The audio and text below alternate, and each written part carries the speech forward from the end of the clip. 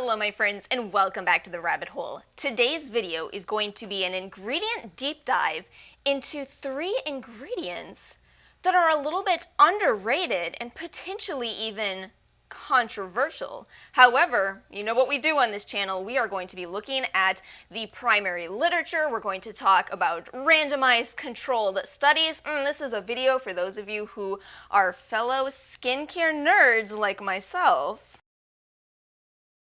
The 3 products that I'm going to be talking about in today's video were kindly provided by Skinstore on behalf of their Hydrate and Glow campaign. They let me pick any products that I want, so I picked ones that I thought would be really fun to discuss. They're also running a 25% off sale. You can use my affiliate code ALICE to get 25% off any of these products, as well as a lot more. So check out the links below to take a look at everything they offer. So let's go ahead and get into today's video. If you're interested in just watching a certain part of this video, as per always, timestamps as well as links to the products in the description box below.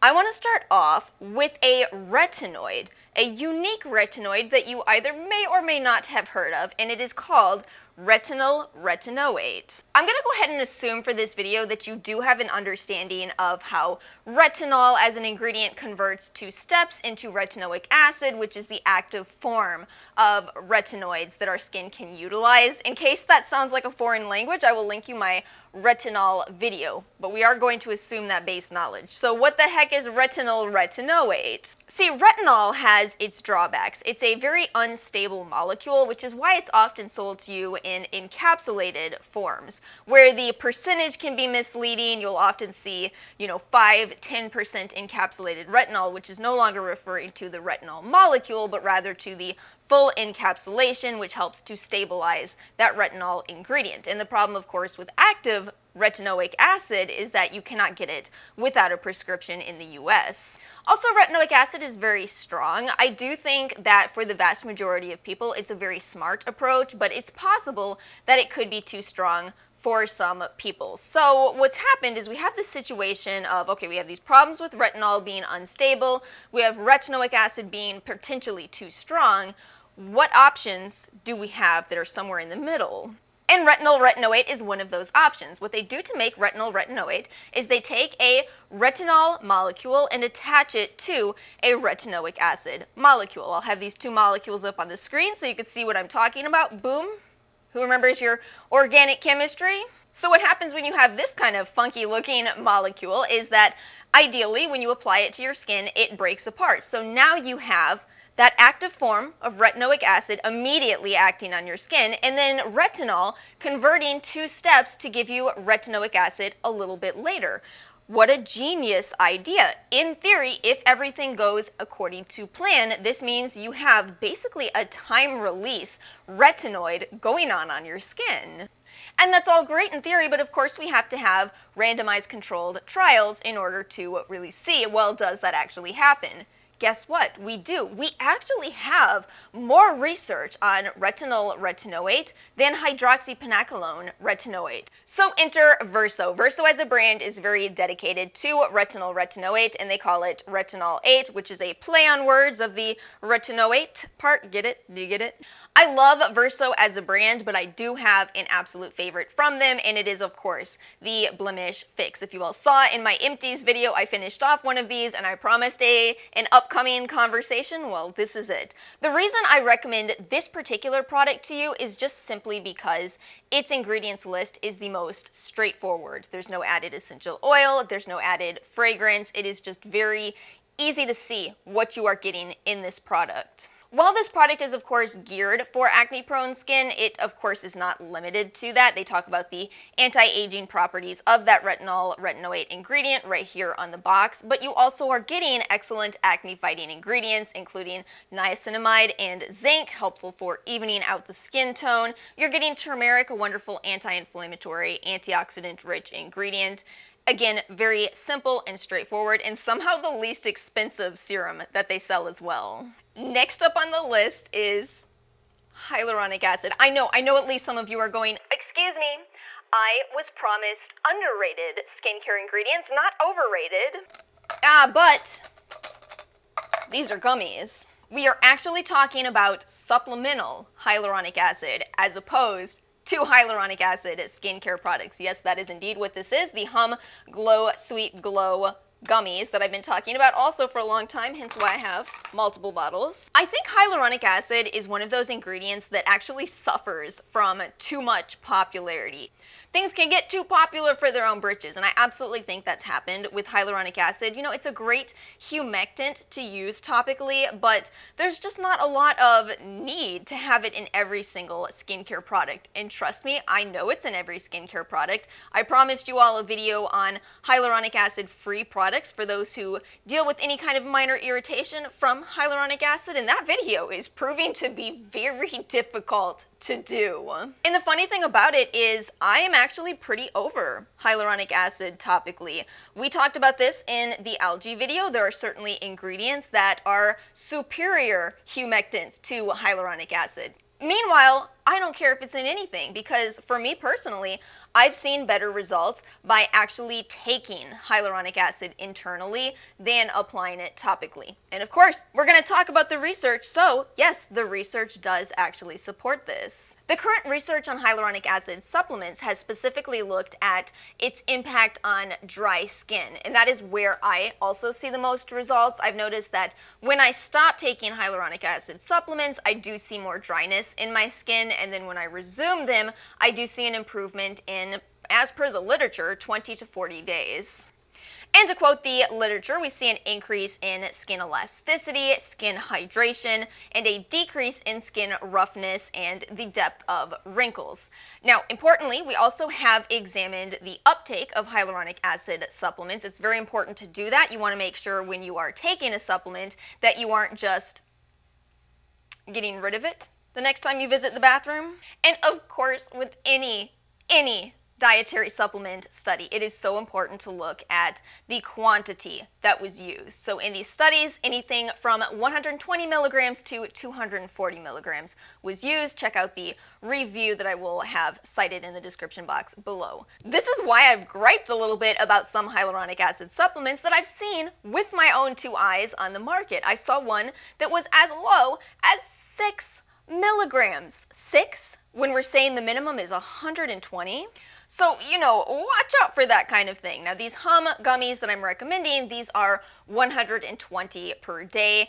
And again, this 25% off discount is a very, very good discount on these. That's the exact same discount that we get for being members of Hum. And of course, that's the reason I keep on raving about this specific product, because like all of Hum's products, it too matches the scientific literature. Just do keep in mind you will probably have to finish a bottle to see the full results. I promised you controversy, and I'm definitely going to deliver it. Now, I went for Glowbiotics, which is a brand I talk about a lot on this channel. This is the probiotic clarifying lotion. Initially, I thought that we were going to have a conversation about patented ingredients. I think we don't talk about that enough on YouTube. You know, a lot of skincare enthusiasts are now very good at reading an INCI list, but it's hard to spot a patented ingredient, and yet those are well-researched ingredients that a company is including into a product that also do drive up its cost. I'm doing it completely differently because I kind of fell in love with this product. And it does indeed include something very controversial, but that went extremely well for me. Oh, this has so many soothing ingredients. Of course, probiotics, that's a big part of this brand. Beta-glucan, honey, peptides, which are helpful for smoothing out the skin, and an essential oil ingredient. I need you to promise me something for the rest of this video. I need you to promise me that you will stay with me to the end so that you understand the full context of this conversation. This is not going to be a conversation where I say, go buy a bottle of pure 100% essential oil. In fact, please actually never do that. You don't need a bottle of pure essential oil under any circumstances. I'm not going to be selling you any MLMs. Trust me, I think that they are a predatory business model, and I'm very annoyed how connected they are to not just essential oils, but health and wellness. That's a long story. We don't have to have that conversation today. And I need you to know that the way that I view essential oils is kind of a little different than what you may have heard. Are you ready for it? I think essential oils are not as natural as some people will try to tell you. We've had this push for a romanticized return to the caveman days for some reason, and some people have tried to sell us this idea that cavemen used essential oils, which is absolutely ridiculous. There is absolutely no way that you can go out into nature, collect yourself some plant parts, and make an essential oil without a steam distiller. You can absolutely press some plant particles and make an extract. You can make a carrier oil by pushing hard enough on walnuts, for example, but you cannot easily collect essential oils. They are very, very concentrated parts of a plant, which is why I think at the very least we should be treating those with a lot more respect. Basically, my argument is that the problem with essential oils is we have a tendency to either put them into a good or bad box, and the truth about essential oils is actually somewhere more in the middle. Because essential oils are so potent, they have a potential to cause a lot of damage to your skin. If you are ever to buy a 100% pure essential oil and put it on your skin, you are most likely going to experience a chemical burn. But what about if you buy products that have essential oils very carefully formulated into them at very, very low percentages? Well, that's where we arrive at the much more nuanced conversation. I also genuinely think we shouldn't group all essential oils together, although it's probably going to continue no matter how much I personally think that. But just to give you an example here, so you all know that I have an allergy to bergamot oil, even though I absolutely love how it smells. Meanwhile, tea tree oil really does work very well on fighting my own acne, even though I don't like the way it smells.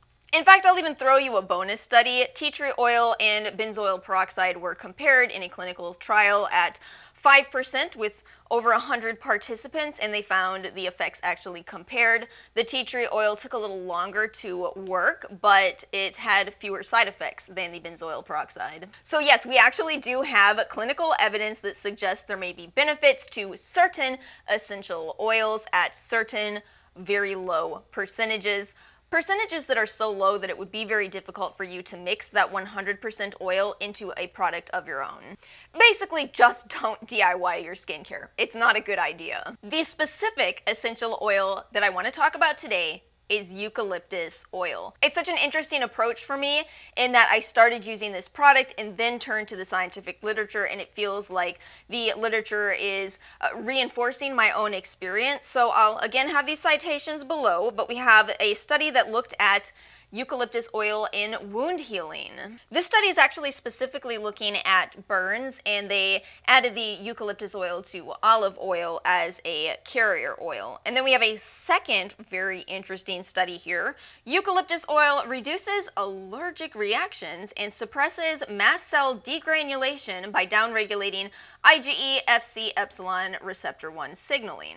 Yes, as you can guess, that study is quite hefty on the immunology, but that is quite a statement. Again, it's really important to keep in mind that this is all wonderful news if you don't have an allergy to this specific essential oil. So if you don't, this could actually help you with other allergic reactions. But of course, if you do, if you're part of the small percentage of people who do have an allergic reaction to eucalyptus oil, then this will not obviously be an ideal solution. So with this product specifically, the claims are reduce bacteria while gently hydrating problem skin, helps fight and stop the growth of P. acnes bacteria, reduce itchiness, redness, and inflammation with calming ingredients. And on my skin, it does do all of this, and those articles could potentially help to explain why. So that's it for today's video. I promised you controversy, and I sure did bring it, did I not? Again, thank you to Skinstore for gifting these products, and if you are interested in shopping this sale, do make sure to check the links in the description box below. Let me know your thoughts. Let me know your thoughts on these ingredients. Do you have any underrated favorite skincare ingredients yourself? If you did enjoy this video, please make sure to hit the like button, make sure you are subscribed, and I will see you all next time.